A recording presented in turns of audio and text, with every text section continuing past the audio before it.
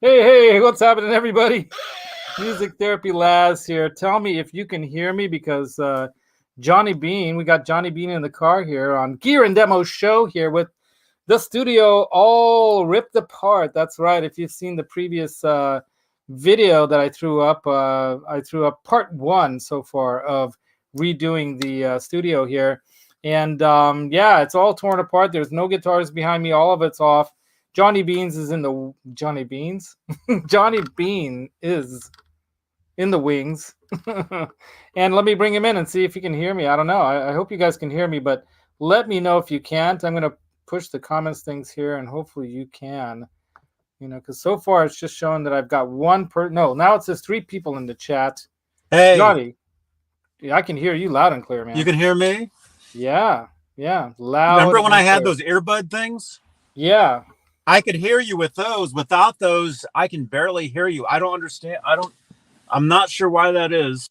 I don't know. Tell me, you guys, Zach, Tim, William, De Silva, somebody tell me, can you hear me? Give me a number 1 or something that you can hear me loud and clear. Maximus is here. Maximus, did you already poop here? No, Maximus! Just your feathers. How you doing, man? I'm sorry I couldn't catch up with you, but it sounded like your day kind of went in a different direction too, huh? Oh, that's cool. It's still going, man. Yeah. You're still not even going. Close It's to been home, it's right? been a long day up here in. I'm currently in San Ramon.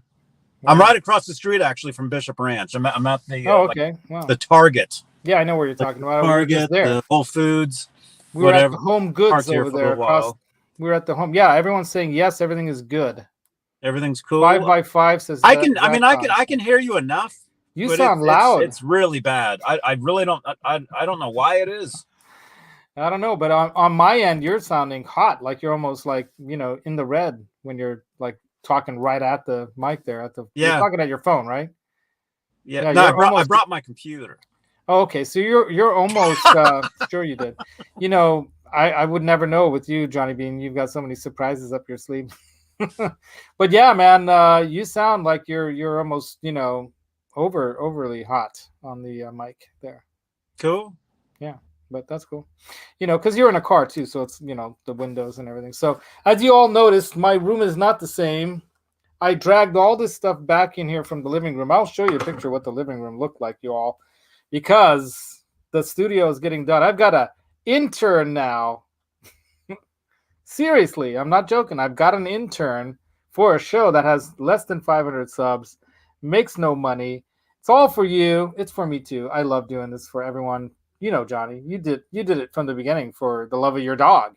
And then people just started loving you guys. And then now you give back that love, with your multiple shows and multiple guests and multiple celebrity impersonators.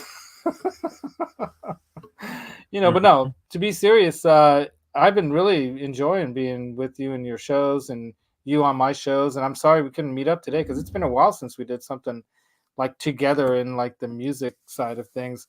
And once the studio's all done, dude, we're going to be doing some fun shit in here because we're going to have an electronic drum set.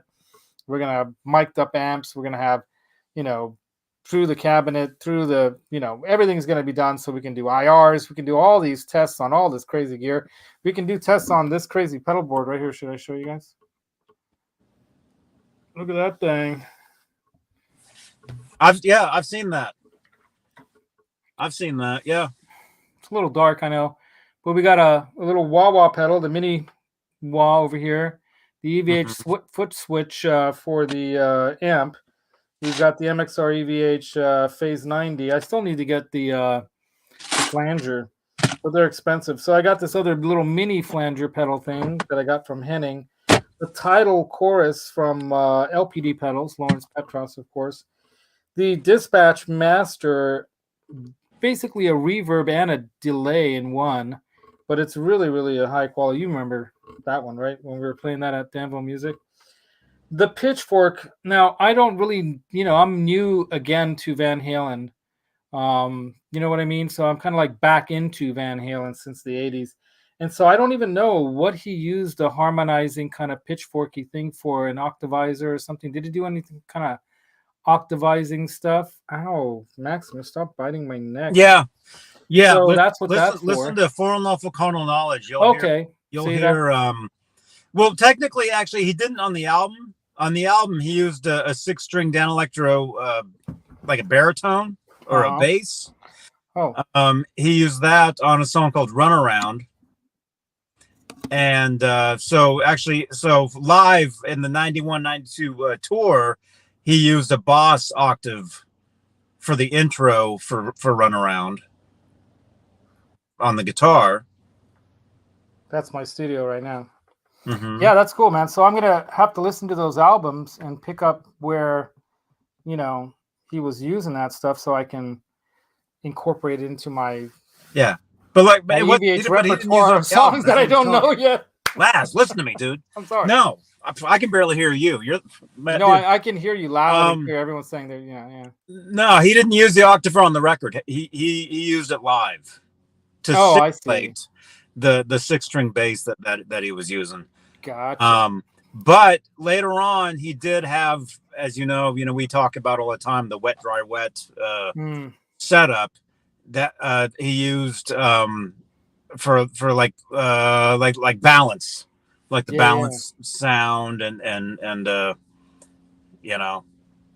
Yeah, and I've just been like I've been, I've talked about this. I'm almost like a new Van Halen fan in the sense, because I never knew this stuff about Eddie Van Halen back then. I just knew that he was the tapping king, and everyone knew that he was the badass tapping guy, and in the 80s, like there's so much more than that. That's the only thing I know. That's the only thing people could copy was the tapping. That's so true. Get that right. Nobody did it like he did. Everybody did it like a trick, whereas for him it was a part of his playing. I mean, absolutely. He made melodic, pieces out of it, and actually like a piano. But a lot of people, that was the only thing people could copy was the tapping. But there was so much more to Edward and to his guitar playing, or just as being a musician than just totally. I mean, I told you about, like, when I was trying to learn that one song that you were trying to teach me, not the Pretty Woman one, but the other one. Anyway, Ain't Talking About Love. Ain't Talking About Love. Sorry, I don't know why Cradle Rock was coming into my head, and I knew that was wrong, so it was blocking me. Anyway, so yeah, Ain't Talking About Love, man. That's like the song everyone thinks about it. Van Halen, they think about Ain't Talking About Love, because that song is just like, that riff. That's that riff that you first hear on that album, right? That's the first song, right? No, isn't it? Which one? No, it's not. No, the first. It's the Devil song. Running with the Devil. Yeah, which I actually heard something very interesting about that song today. Really? Which I'm not going to say. Why not, Johnny? I can't tell you guys what I heard, but I heard something very interesting about that tune. That maybe actually some at some point I will talk. We will actually do a show on and talk about. You will relieve. Yeah, it's very interesting. Actually, it's something nobody knows. Wow, right on. Well, we got only 5 people in the chat, so this is what happens when you don't get your dude. I'm not one of them, because I'm not on another device, so it's not me. So when you don't get your thumbnail out there at least a day ahead, this is what happens. No one knows that you're going to be on. They forget you're going to be on, or they're watching something better, which is possible. But how could that be possible? I got this guitar.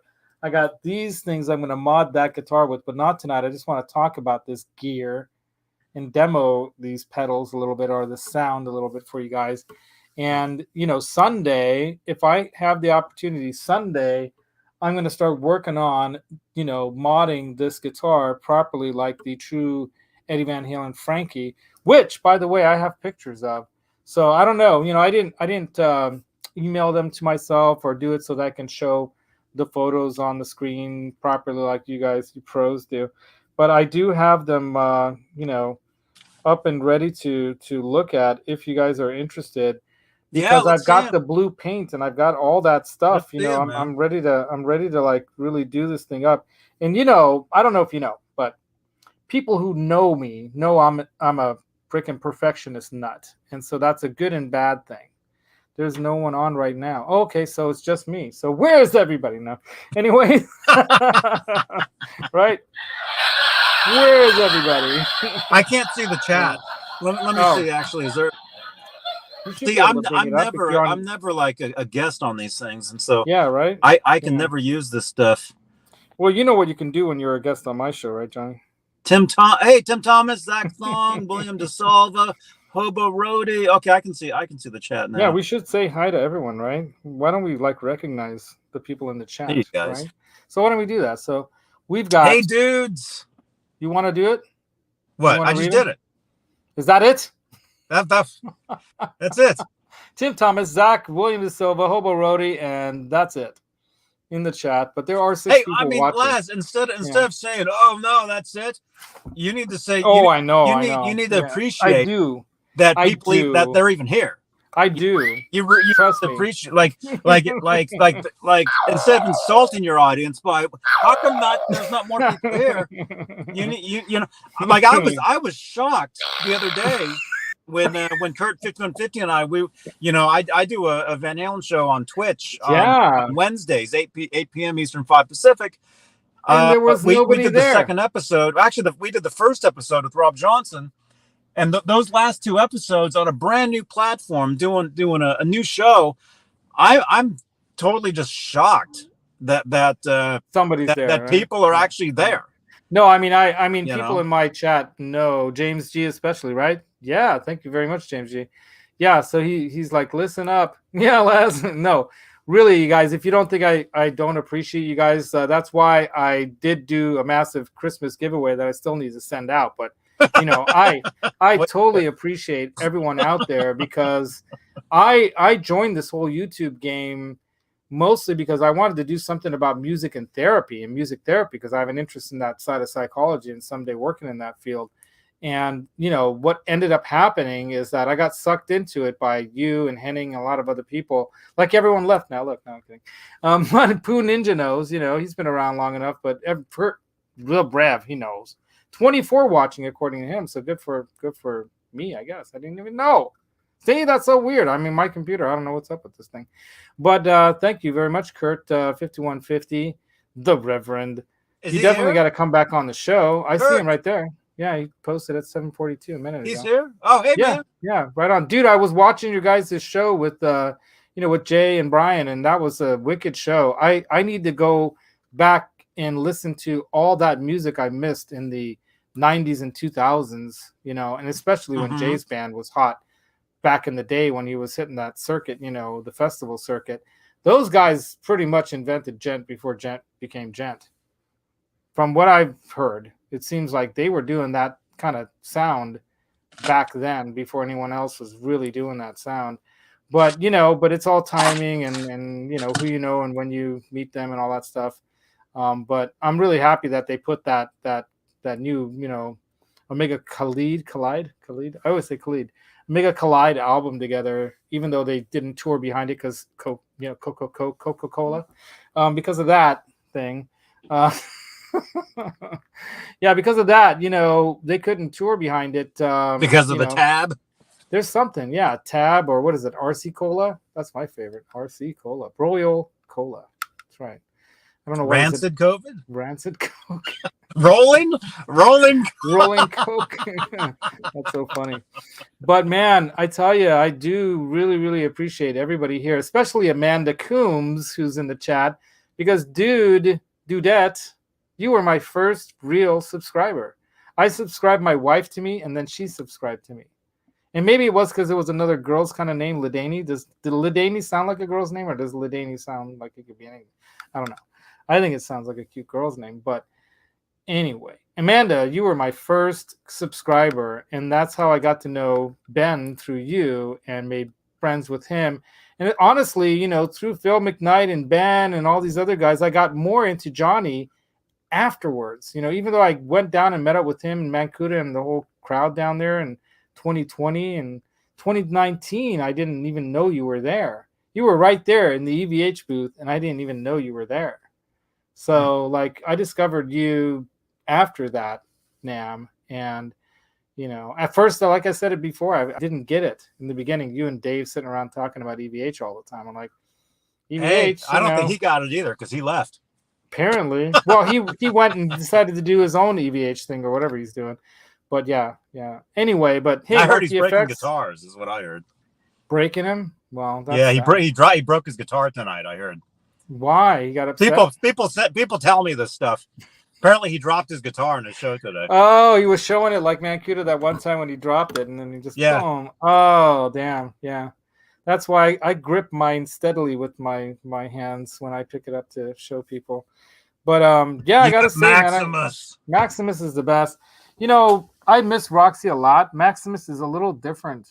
He is definitely different than her, but in his own sweet way, he's very unique. He won't drink coffee, but he'll eat almost anything. They have personalities, huh?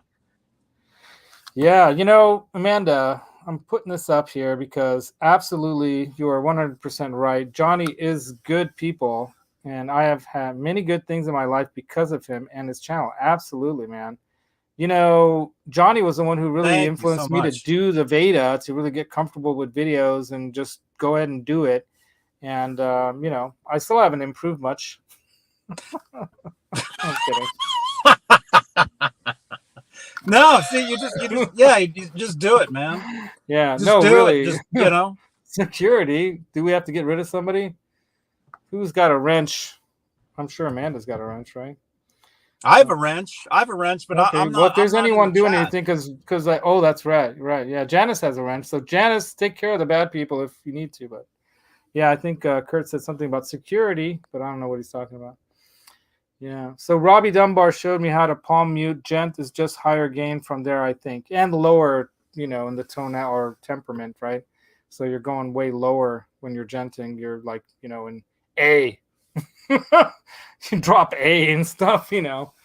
8. Well, I guess maybe not J, because J's like against the 8 strings. He's more the 7/8s. But yeah, people are dropping as far as like A and stuff, man. But no, what that means, it's not strings. It's time. That's what I. Oh, is it time? What do you mean? Time? Yeah, it's meter. It's time. 7/8. I thought he was talking about 7 strings over 8 strings, dude. No. Yeah, he was just saying that in the because chat it'd be 7 under 8. No, he was saying that if he were to produce a new like group, who he would produce.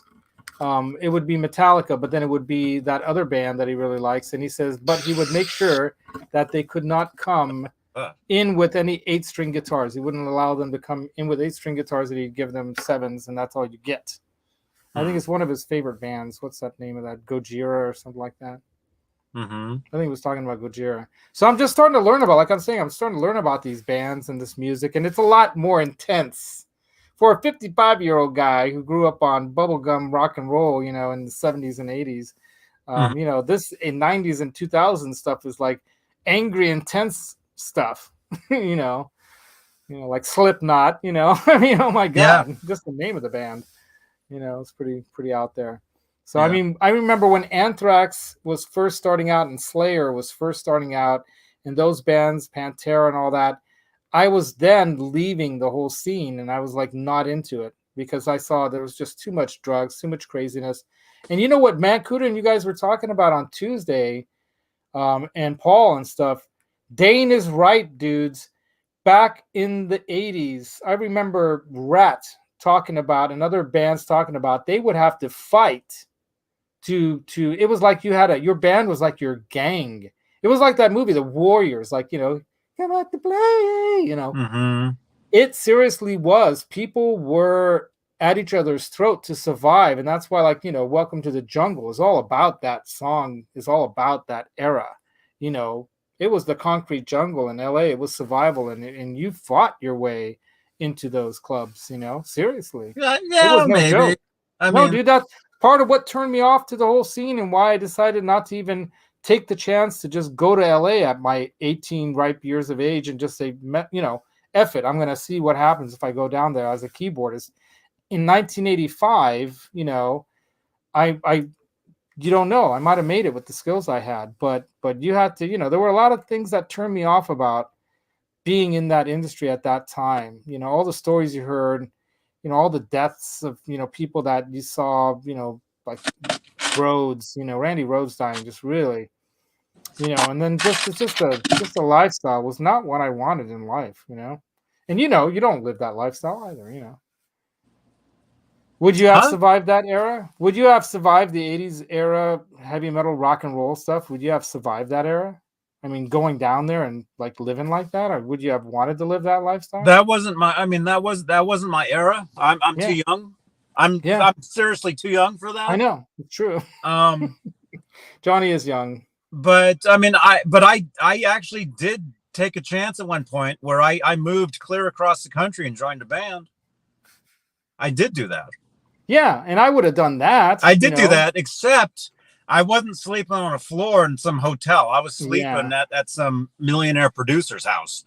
So it was a totally different type of thing, but it was the same type of thing where I took a chance and did it. And even though in the end it didn't quite work out, I mean, not really. I learned a shit ton of stuff that all these years later I can actually talk about on these shows, and it's pretty interesting, I guess. Yeah. Well, You know? Janice, like what she's saying, 80s were new wave for her. And I was into everything back then. So I went and saw Def Leppard. I went and saw, I saw Under a Blood Red Sky live at Red Rocks in Colorado. Then I saw ZZ Top. Then I saw Journey. Then I saw Robert Plant with freaking Phil Collins on drums, when he did that. A number of people. Yeah. I saw Dio do Last in Line. Not only did I see Randy Rhoads, with Ozzy just months before he died, I saw Yngwie Malmsteen with Rainbow in a small club from 12 deep right in front of me. He was 17 years old, man.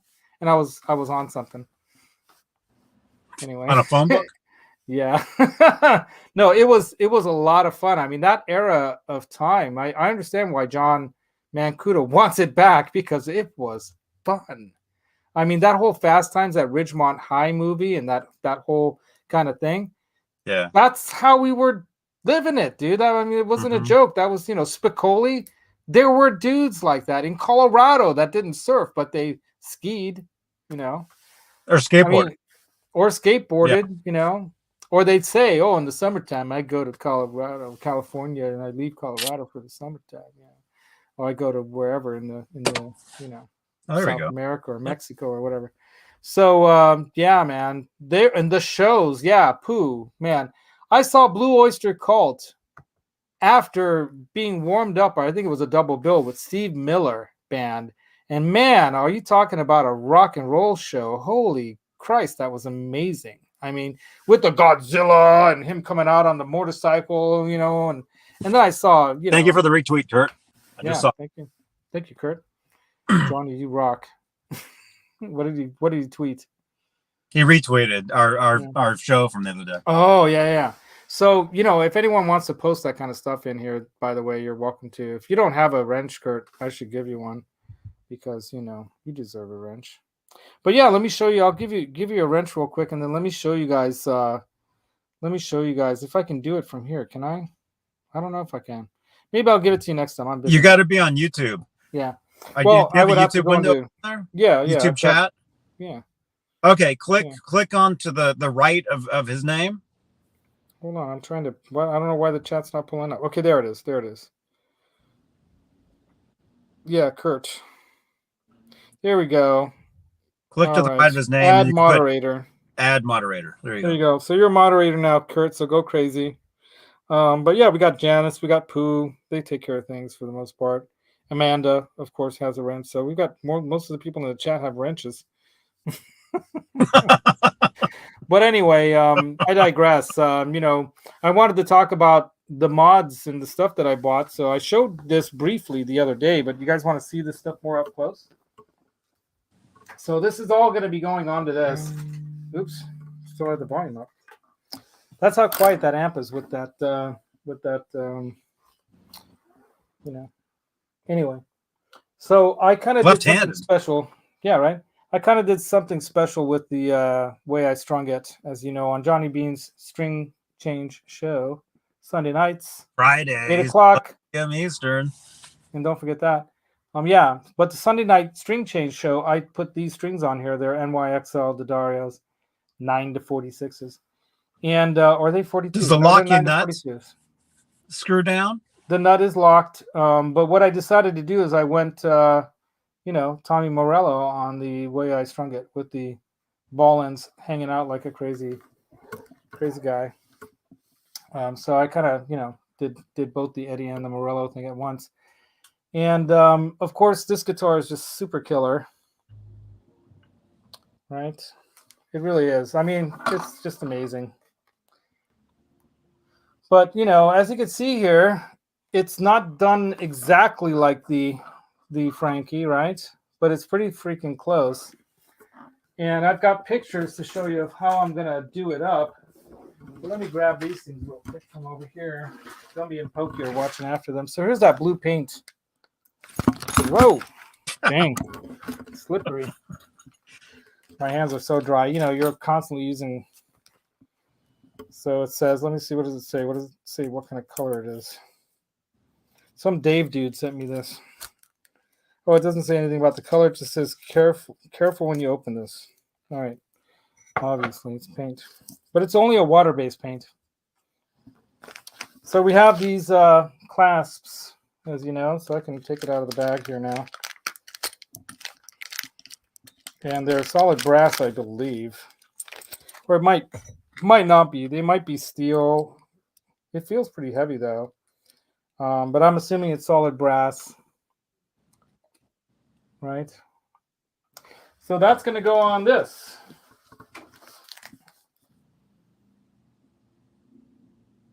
Cool. Right? This is the leather one. And I didn't know this about the way he had these set up, but it's Velcro, which is ingenious. Right? If you want to adjust it, you just, you know, pull the Velcro. Yeah. Pull this out. Make it longer or shorter or whatever, right? And then Velcro right back on. So much quicker and easier to adjust than like those other kinds, right? So I'm assuming what I got to do is just maybe take this off of here and then put this there, right? Yeah. Yeah. So that's why I did this for the show. I wanted to find out what people said. And I assume that's what I need to do. So I've got to remove this out of here somehow. So I think it should be very easy because this undo the Velcro. Right, undo the Velcro. Undo the Velcro all the way and you slide it all the way out. Obvious, right? So easy. I mean, that's probably his invention. Slide it all the way out, and then another genius. You take that loop off and you replace it with the brass one. Here it comes right off. There you go. And you know, again, this is probably another Eddie Van Halen invention because the guy was a freaking genius. And I think one of the things about his genius was that he didn't care what people thought. You know, he just did what he knew was right and better, and he didn't care, you know, about whatever people said, you know. And I remember my first reaction of seeing this on his guitars with these hook eyes. And I'm like, what the heck is that? You know, I was at NAMM. I didn't know anything about Eddie, really. I just knew him from his music, but I didn't know anything about Eddie Van Halen at all. And I saw these hook eyes in those expensive, killer-looking guitars there at NAMM. And I'm like, what the heck would someone do this for? But then I never saw him live, and I didn't know. You know, he's zipping across on zip lines and stuff. You never saw Van Halen live? No, you know my story about that. Man. You know my Van Halen story. It was one of the most horrible stories of all time. It's almost as bad as what happened to my 69 Charger story. But the bottom line is that my cousin had the tickets. He wanted to party longer in the car with me.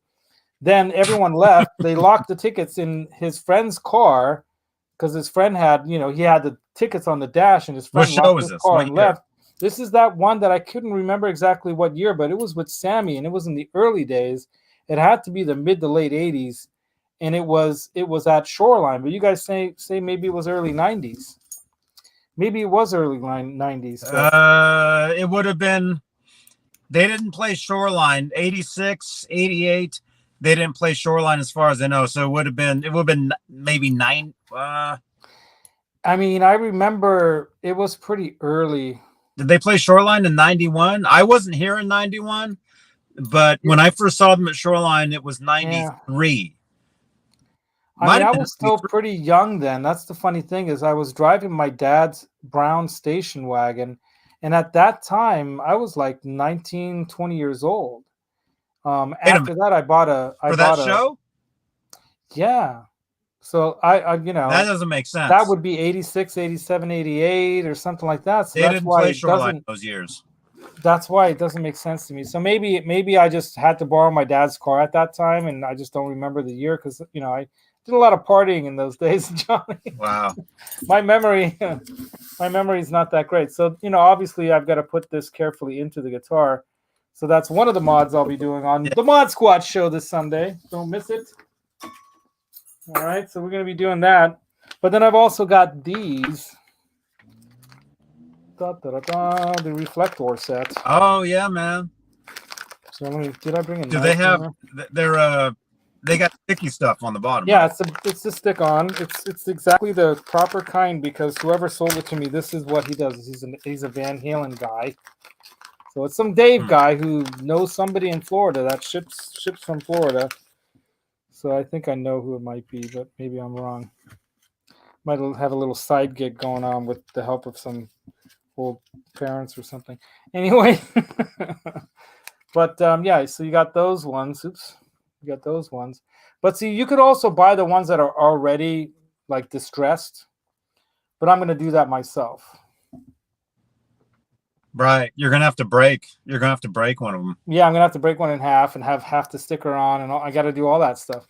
And I'm going to use like a sanding machine and all kinds of other stuff to do that. But then you got the rest of them. Oh wow, that's cool. Yeah. So there's what? 2 orange ones and 4 red ones. Yeah. Oh man. So they're the correct type. So, and I'll show you the pictures, you guys, that I was talking about. Oh, and it also came with a set of like rusted looking hook eyes too. Check that out. So they sent a pair of these like that, but they also new ones sent a pair. Yeah. Are those? Is that rusted or is that? It's like all rusted. It's all been, well, they oxidize it with like there's this oxidation kind of material. I think it's some kind of material. I've used it before. It's called Black Magic. It's one of the brands I've used where you can patina, metal with it's an acid, basically, acid bath. And then cool. Here's the other clasp. And then there's one other thing, of course, that you got to have on that guitar on the front of it, right? It even has the correct type of screws and the correct holes drilled.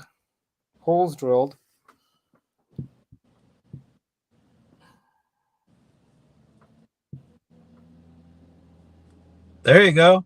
1971. Oh, I'm trying to get it so it's not my face, but it's face. There you go. 1971 quarter. And of course the screws or the correct screws that you see on the guitar at the Met. So that's another thing that's really well thought through by this guy. There it is, man. Anyway, so I'm going to do that. Now I've got the blue paint. So here's some pictures, you guys. Let me show you the pictures that I've got in here. So you can see that, let me see. Hold on a minute. Okay, here we go. I'll just leave this YouTube thing here. Go away. All right, there we go. So you can see that at the bottom of the bottom part of the picture, you can see that that's the Met, display there. So the pictures that you see, should I solo me? What? Should I solo me or not? Yeah. Well, what I would have done is I would have uploaded those into StreamYard. I didn't have there. Oh, hey everybody! Like, share, subscribe. Push the wrong button. There we go. Thanks, Johnny. So and take that comment off there too. Which comment? Oh yeah. You have a comment left on the screen. It's way up there somewhere now. I gotta go find it. Pooh. Sorry, Pooh. I'm trying to help Laz out. Yeah. Thank you, Johnny. Focus. Focus. This is the hard part. I got to hold my arm with my other hand to keep it steady. Well, there we go. Well, I need 3 arms. All right, there we go. Right. So the detail on these pictures, and you can see that it's in that plexiglass case because you can see by the way it's fuzzing out everything else. Yeah. You know. All right, let me go to the next shot. Okay, so there are the reflectors on the back worn off with the blue paint thing happening. Mm-hmm.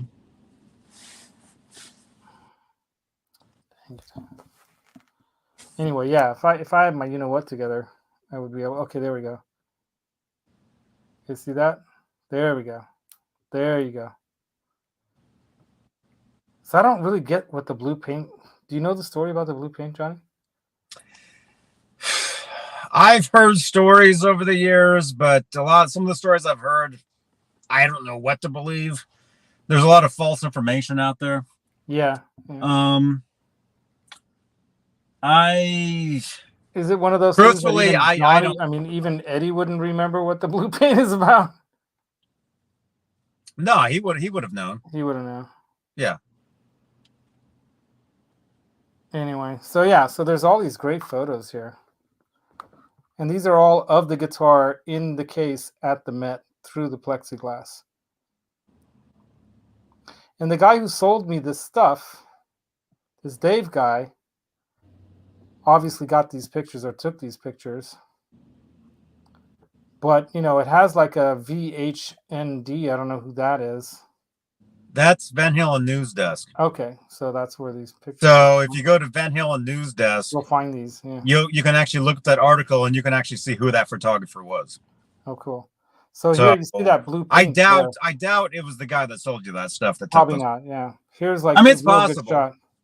It's possible, but most likely he's just sending those photos around. Yeah. You know. Yeah, so he can help sell his stuff. You know. Because he was selling the already like worn out, worn down, and broken reflectors and stuff too. So he was selling those. Mm-hmm. Anyway, so there's enough detail here for me to get, you know, uber nerdy on doing this modding of this guitar, you know. And so I'm kind of pumped about that. I'm psyched about that. It's gonna be fun. Mm-hmm. That's cool. So yeah, so I got the 5150 Iconic here in ivory, 80-watt head here into my 2x12 orange cab with vintage 30s. You know, the amp is hot and ready. Ooh. Yeah. Ooh la la. Get that creamy tone. But anyway, how do you do that? Here we go. Where is that? Where is that? Where is that? That's not the right one, is it? Oh yeah, it is. Why is it it's a whistle? I was expecting like kind of whistle, but anyway, yeah. Anyway, so yeah, and I'm really happy with, you know, this guitar overall. I mean, I'm not an expert enough like you guys, like Jay, who maybe send it back, you know, but I'm pretty impressed by how it plays and feels. You know, compared up against like the Friedman, which is like a $4,000 or $5,000 guitar, this is amazing. That's a better dude. That's a better guitar you're holding right there, in my opinion. Well, it's got a Floyd.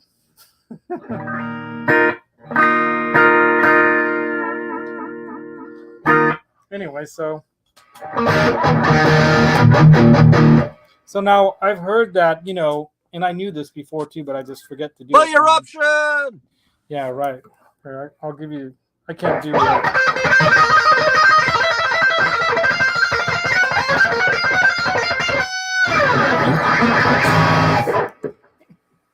No, see, I don't want to. I don't want to. But no, I haven't been practicing, man. Wait, it's just an A minor. I know it's just an A minor for you. Just arpeggiate, Laz. Here's just arpeggiate an A minor chord. Down and then back up. That's I know. It's like I watch Andre Agassi playing tennis all the time. He just tosses the ball up and hits that perfect serve, you know. just palm mute and arpeggiate an A minor chord to a G. That's all you gotta do. Yeah, I'm just not clean. That's the problem. I hate that. There you go. There you go, man. I'm playing the chords wrong and everything. I know, Anyway, but yeah, so I'm really happy with the sound of this thing. I mean, check it out. Check out this with the burn button on.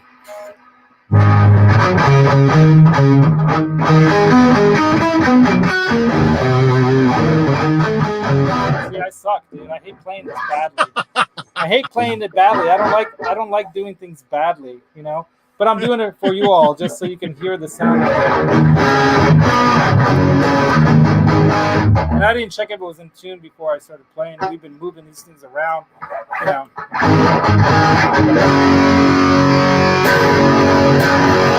That amp just sounds, even at this low volume, that amp just sounds.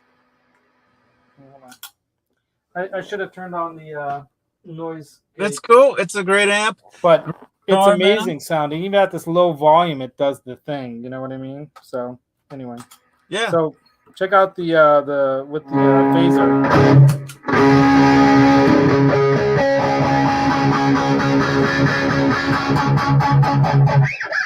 Laz. Do some tremolo. Do some high E tremolo picking with the phaser. There you go.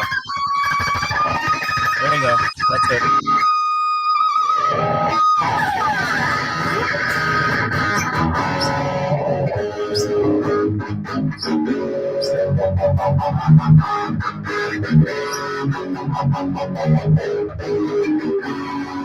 Yeah, I'm not fretting it properly. I'm doing everything wrong. Anyway, so here's the flanger.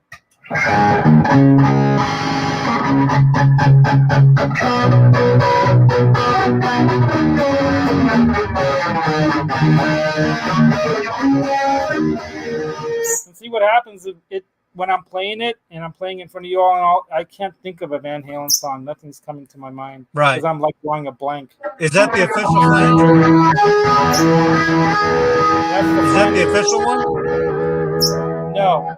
It's a pretty good one though. It's this mini Joyo pedal. Oh, okay. No, it's pretty cool. You want to put it on a faster setting. Okay. Not too fast. I can't see where the speed is. It's so far down here. Let me see. Okay. There, right there. Right there. There you go.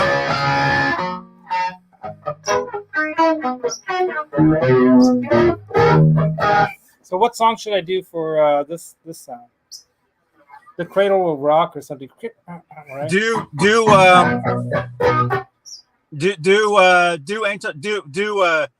A minor, do A, and then some open harmonics. A. I don't know what you mean. See, I don't know the fretboard. That's another thing. I don't know the fretboard. A. Play 2 A chords in a row. And then do some open harmonics on the 5th fret and 7th fret.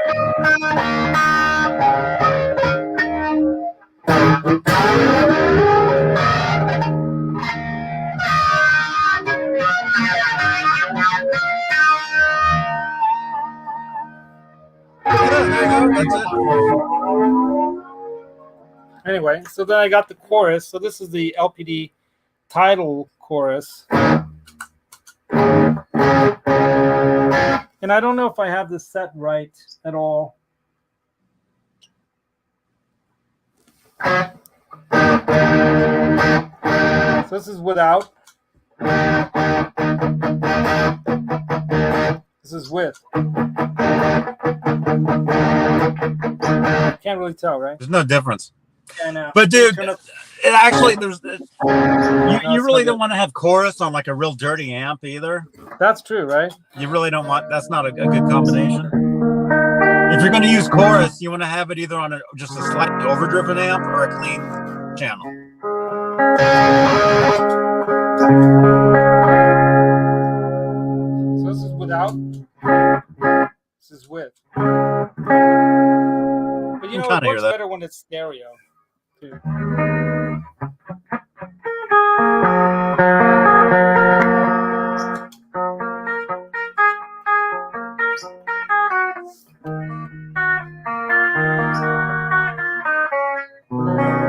Oh, it's way out of tune. I knew it was out of tune.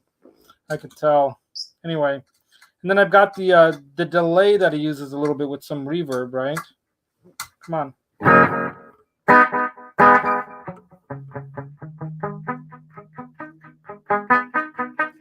For the slapback, yeah.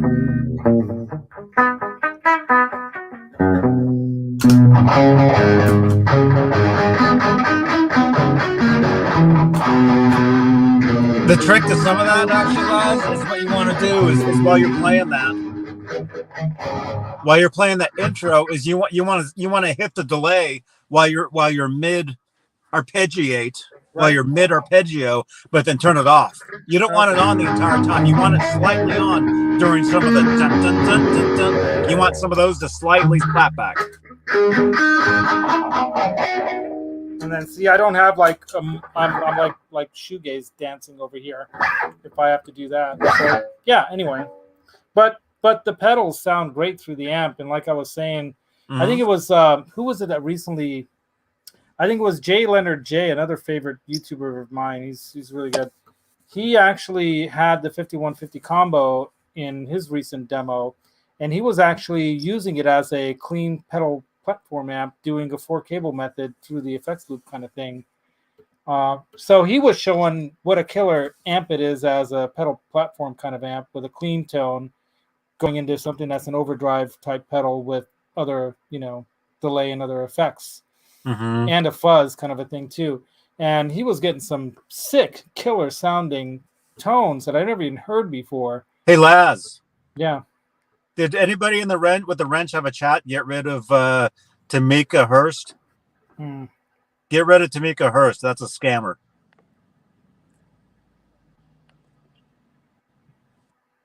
I'm just looking at your chat. But you want to block that one. I blocked them. Awesome. I found them. Bye, Tamika. Yeah, bye. You shouldn't talk about them. Remember, you told me that. Anyway, so and then I've got the pitchfork thing here, which is, I don't know what you use that for.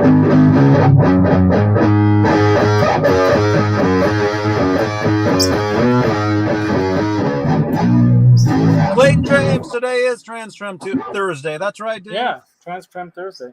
So you were telling me that he used that on the 6-string bass or something like that. Did he play a 6-string bass? What? Did Eddie play a 6-string bass, or that was just for live using some kind of a harmonizer for detuning? Dude, that's what I was telling you earlier, but you just talked over me, man. You didn't hear me. I do that. I know. I'm really bad about that. Dude, tell me about it. Yeah, he used a 6-string bass on the record, and then he used a 6-string bass live on a song called Spanked. I mean, he only used it for a little while. He had to stop using it because there was too much echo when he would use his wireless unit. There was too much. What do you call it? He couldn't play it because the delay between hitting the note and hearing it.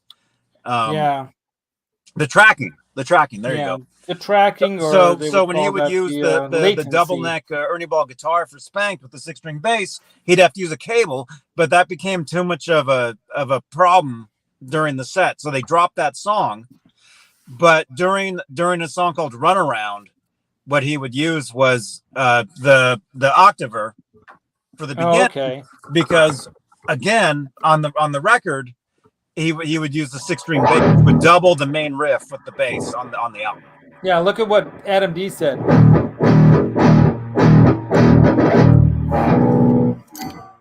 do you do it? Well, he had to rake across like a Les Paul or something, right? He raked across underneath the bridge.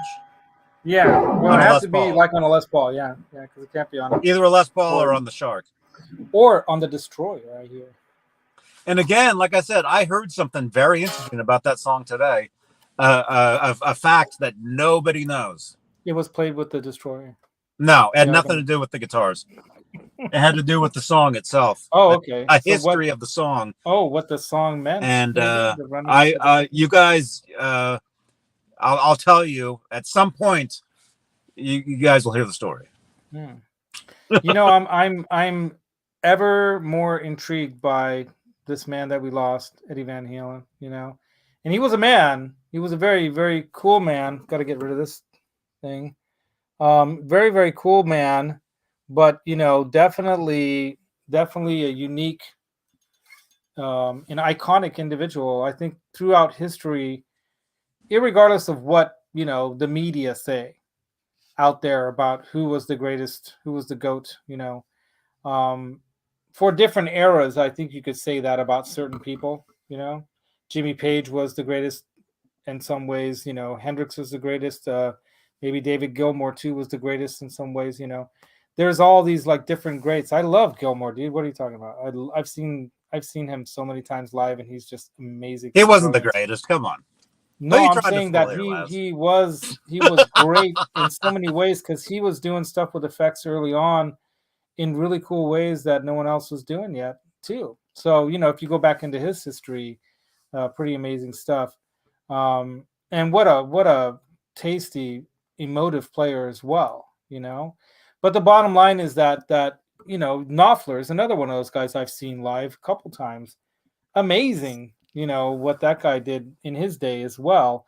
But nobody, I'm sorry, man, nobody. If you look at how many innovative techniques Eddie not only created, but he like took from some others. Like I was listening to what's that song, that punk like atomic punk song, or what? There's another punk sounding song that they did back in the early days. God, what's it called? Lost Talk Control, about right? love. No, Lost Control, Lost Control, Lost Control. You know, Oh, that's Lost kind of like Control. a punk rock sounding song, right? And they were obviously influenced a little bit of from that era, and you know, with the striping of the guitar in the first place and all that. I think that came from some guy who was like a punk rock player. But the bottom line is that he was Depends on playing who. like a Townsend kind of a riff. It sounded like a Pete Townsend thing, but he took it to a different. I mean, it's like if you play Mozart, but then you play Mozart in a way that you've never heard before, and then you're like, this Oh must have crap! been What time what. is it, Laz? Oh, it's 8:23. I gotta go. All right, you got to go pick up I gotta somebody. Yeah. see you guys later. Bye bye. Later, dude. Thanks for coming. But yeah, like I was saying, everybody, you know, Eddie did things that was so new with what he had learned from these great players. And like you hear, you know, bits of you know Clapton in his playing. You hear like with the bends and all that. That's where you know he obviously got that bending strength from playing all that Clapton stuff. And I've heard, you know, of course, people talk about how he could just pull off a Clapton solo or something like it was nothing, you know, and just blew away and amazed people at like, you know, at some little hangout they're hanging out, or he's just playing acoustically on electric there or whatever. I think it was during the Steve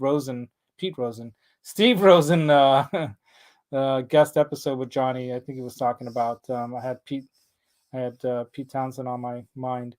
But yeah, I'm so like this deep dive. I'm going down the EVH rabbit hole in a way I never thought I would, you know, and it's sad that it happened after his passing, and it started before, but it's sad that it happened for me to never have been able to see him live.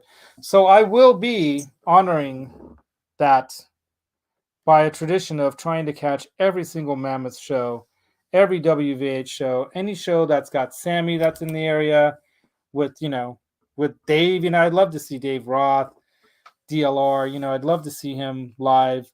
I never saw that, man. And I never saw one of my other favorite bands of all time, The Police. One of my favorite bands of all time. Never saw them. Never saw Sting live, you know, and never saw Andy Summers live and Stuart Copeland.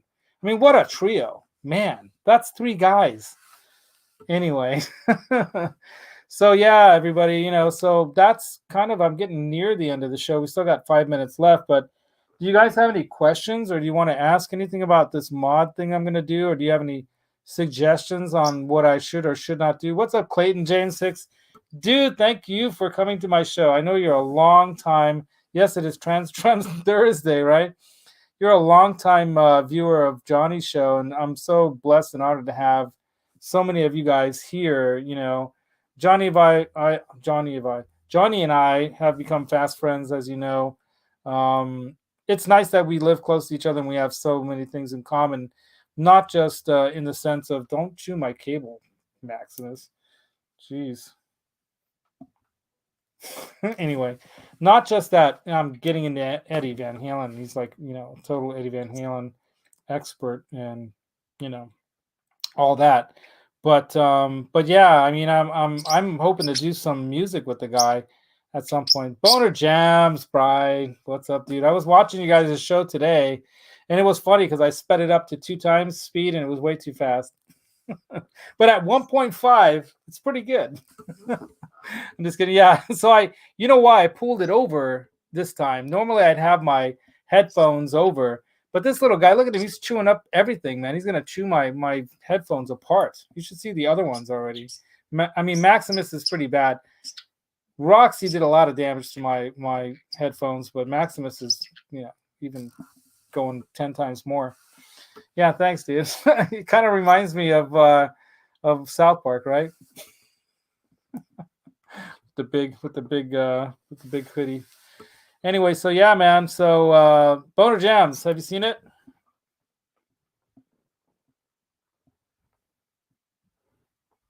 Here we go. It is plugged in. I've got the reflectors. I've got all the stuff. I got all this stuff. I got that thing. I got that even like an oxidized version, right? And I've got the strap. I already got one kind of on there. And Sunday during the Mod Squad show, I will mod this guitar up with some of those things, but not everything, because I'm going to want to do, you know, the quarter. I'll probably do the quarter. So I've got the quarter over here. Where's the quarter? There it is. Check out the quarter. Let me turn it around.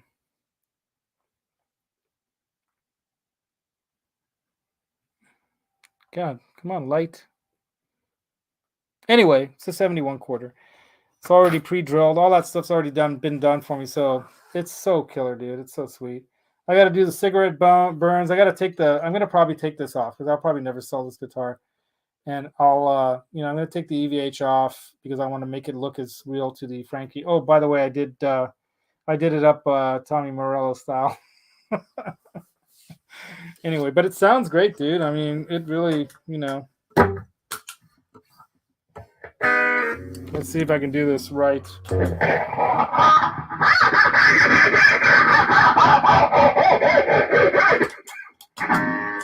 Hold on.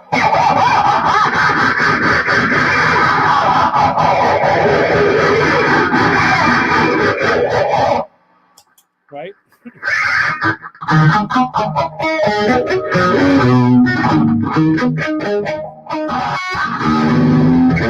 I need to practice, obviously.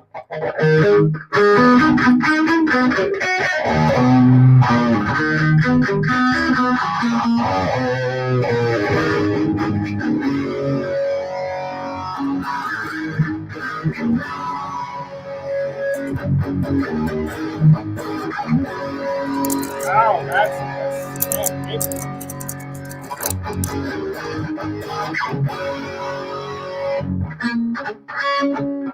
so I need to practice, obviously. Shit. Totally making a fool of myself. But anyway, it's worth it for you all. Love you guys too, man. Really happy to have you guys join me here. You should have worn your toque, right? You went to the market for papers. Brr. Yeah, no kidding, man.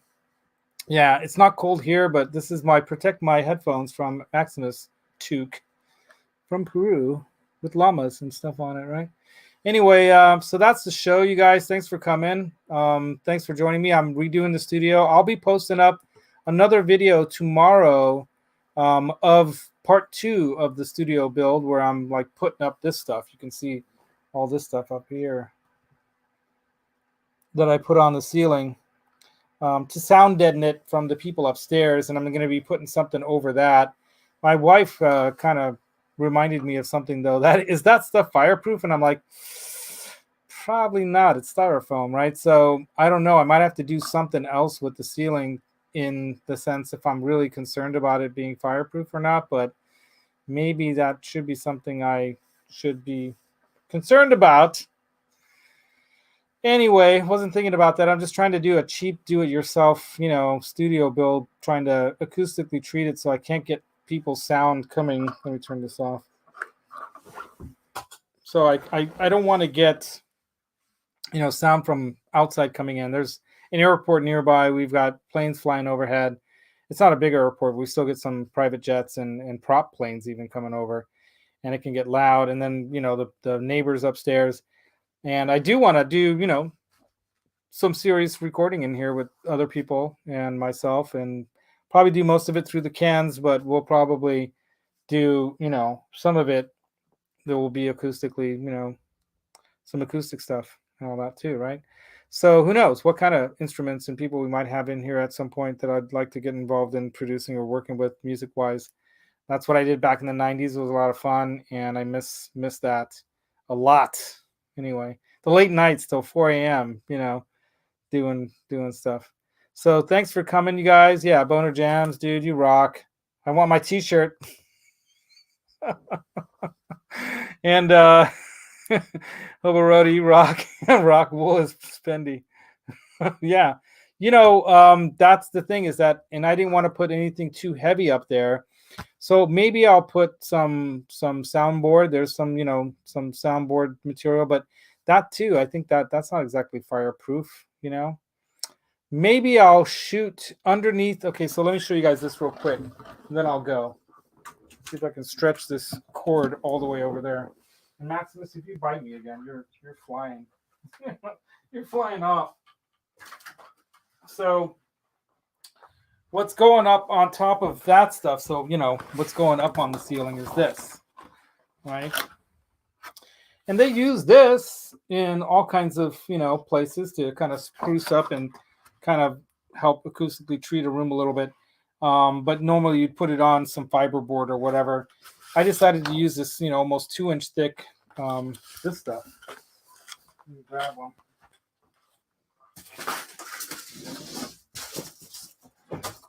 This stuff,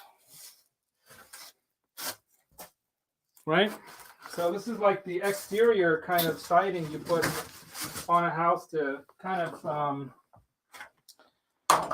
weather treat it, right?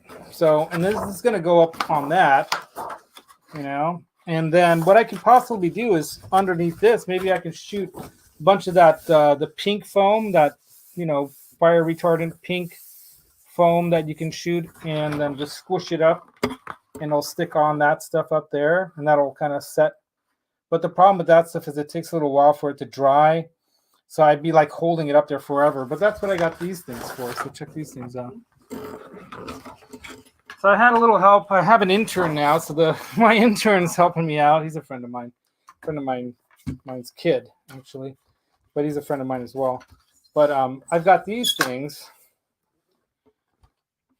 And they extend and, flex. So these things, we're holding these things up. So I can put them in place with his help and then screw them all up into the ceiling. So I can use these and one at a time do these. It'll take forever, though, if I use that, fiberglass, or not fiberglass, that foam, that pink fire retardant foam stuff, that expando foam stuff that you put in window cracks and whatnot. But anyway, and, holes around the house or whatever. Maybe I can do that, and that'll actually then make it fire retardant, and it'll be a little spendy, but it's still going to be a lot cheaper. Yeah, Roxul. Yeah, I don't know what it's called, but that might be a way to do it. Or another more pricey way is, once this is up there, maybe put some fire retardant, fabrics or something that you can just like spray glue on, and then it won't be white.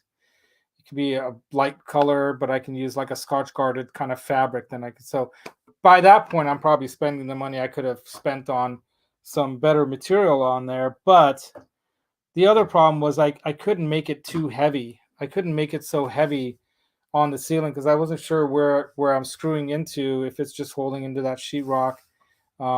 Finding the studs and all that. You're not going to always have the studs all at the right spot. So, I kind of just went with my intuition on this, and having done some remodeling and whatnot in homes, to think that this might work. And I think it will. And then, of course, on the walls, I'm going to build those sound trap designs, or Roxy's guitar hangers, all along this wall that the guitars are going to hang on.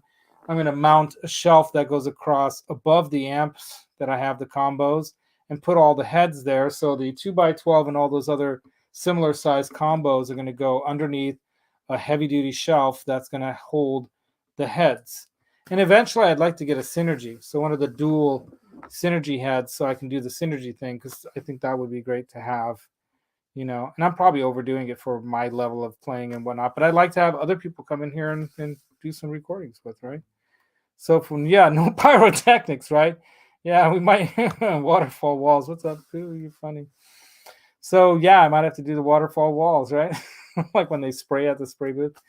But yeah, man, I think I'm safe enough in here, and of course I have everything like through a variety of what do you say? What do you call that stuff?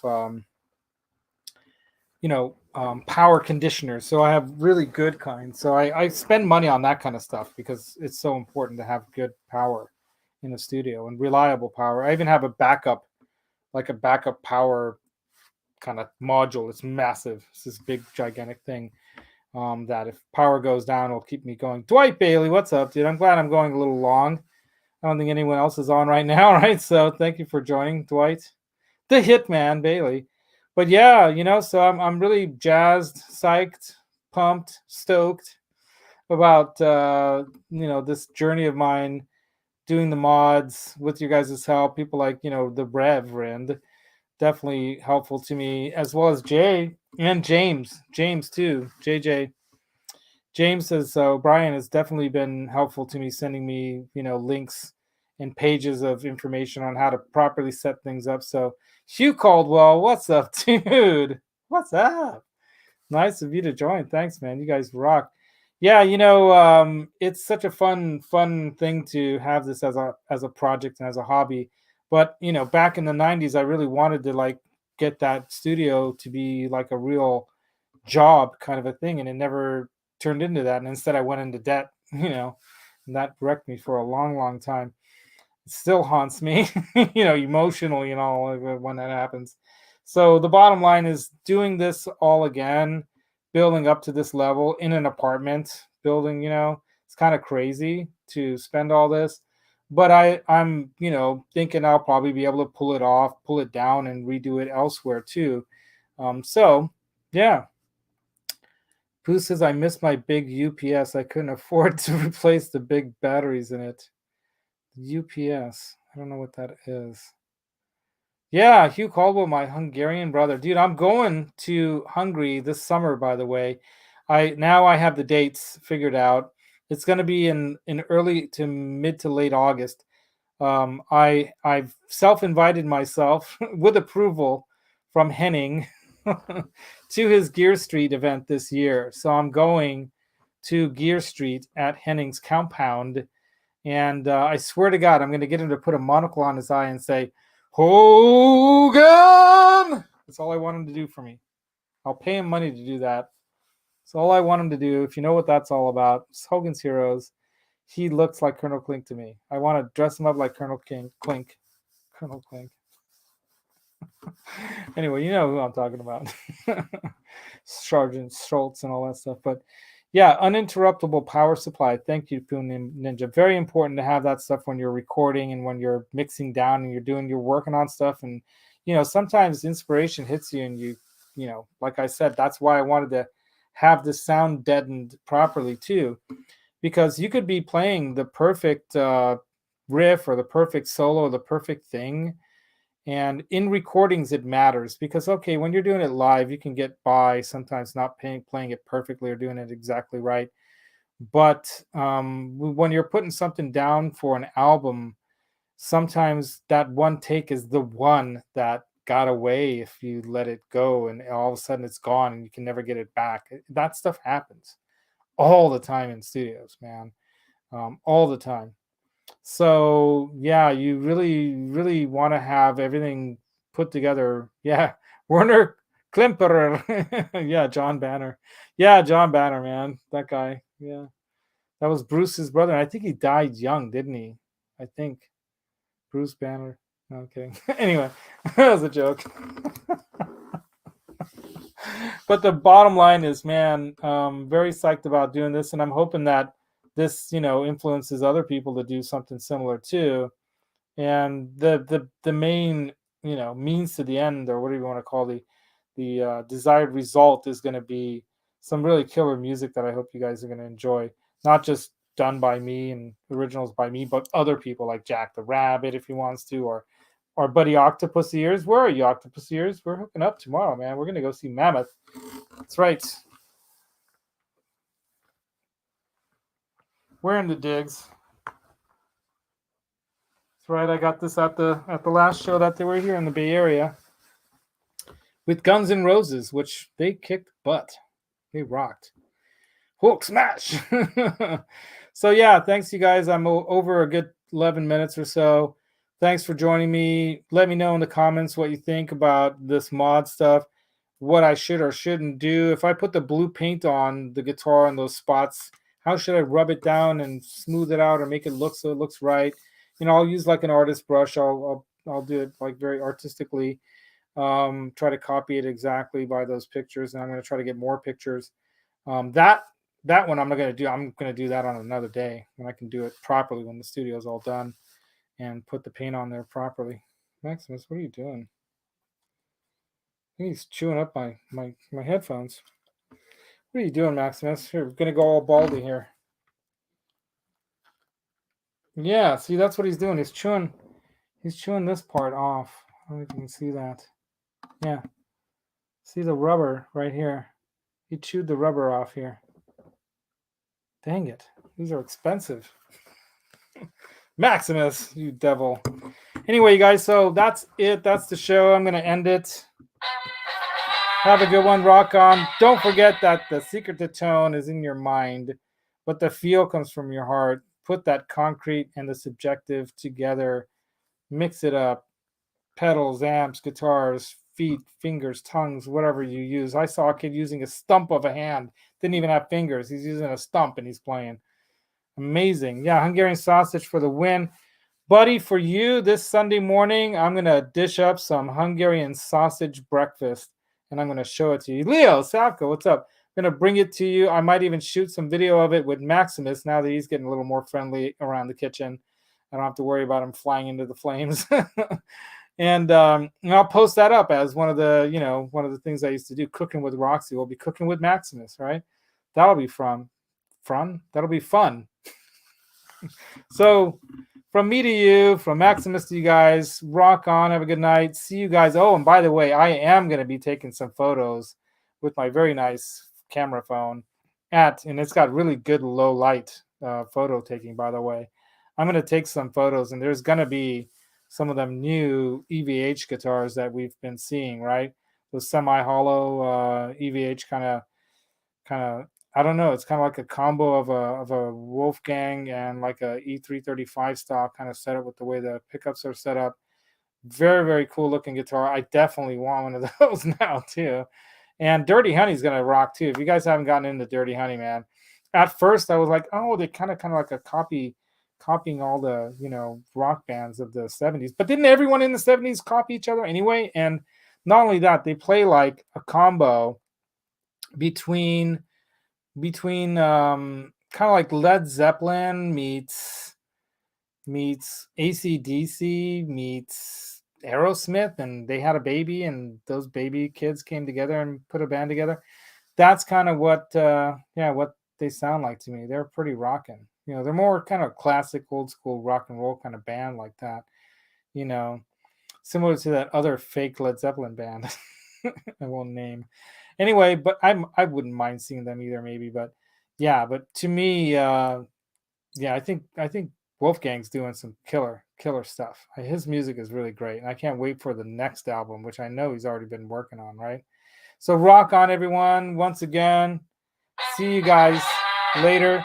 Have a good weekend. Laters.